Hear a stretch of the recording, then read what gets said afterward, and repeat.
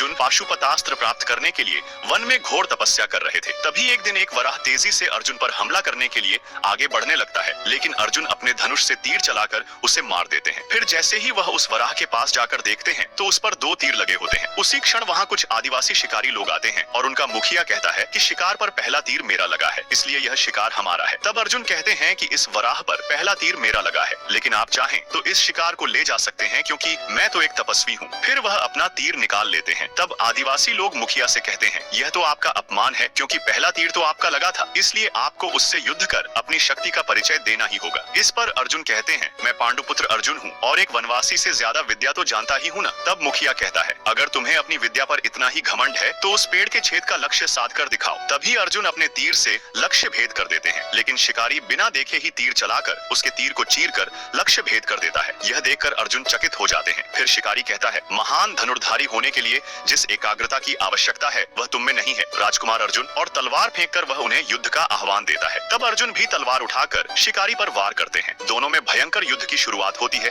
लेकिन शिकारी अर्जुन को परास्त कर देता है क्योंकि वह तो स्वयं भगवान शिव थे जो शिकारी रूप में आकर अर्जुन की परीक्षा ले रहे थे। यह देखते ही अर्जुन नतमस्तक हो जाते हैं। तभी महादेव अपने वास्तविक रूप में प्रकट होते हैं और अर्जुन के तप से प्रसन्न होकर अधर्म का नाश करने के लिए उन्हें पाशुपतास्त्र प्रदान करते हैं।